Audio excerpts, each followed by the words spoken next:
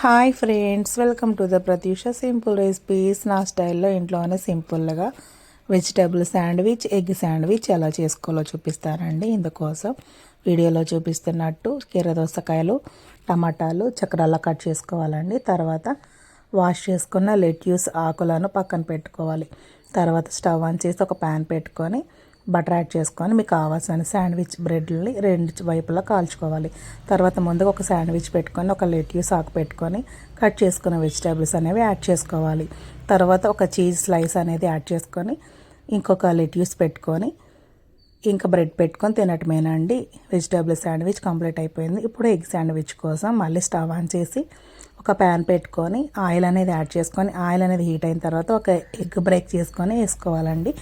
తర్వాత ఈ ఎగ్ మీద కొంచెం పెప్పర్, కొంచెం సాల్ట్ అనేది యాడ్ చేసుకొని వీడియోలో చూపిస్తున్నట్టు చక్కగా గరిటెతో ఎగ్ అనేది స్ప్రెడ్ చేసుకొని రెండు వైపులుగా చక్కగా కాల్చుకోవాలండి.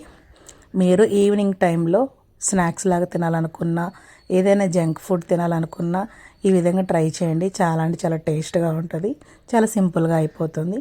ముందుగా ఒక శాండ్విచ్ బ్రెడ్ అనేది పెట్టుకొని తర్వాత దాని మీద ఒక లెట్యూస్ ఆకు అనేది యాడ్ చేసుకొని కట్ చేసుకున్న వెజిటబుల్స్ కూడా యాడ్ చేసుకొని ఒక చీజ్ స్లైస్ కూడా యాడ్ చేసుకొని మనం ప్రిపేర్ చేసుకున్న ఆమ్లెట్ కూడా యాడ్ చేసుకొని ఒక లెట్యూస్ పెట్టుకొని ఇంకా బ్రెడ్ అనేది యాడ్ చేసుకొని తినటమేనండి. ఇంకా ఎగ్ శాండ్విచ్ అనేది కంప్లీట్ అయిపోయింది. నేను ఇక్కడ 2 ఎగ్ శాండ్విచ్లు, 2 వెజిటేబుల్ శాండ్విచ్లు రెడీ చేసుకున్నానండి. నా వీడియో నచ్చి లైక్ చేయండి, సబ్స్క్రైబ్ చేసుకోండి.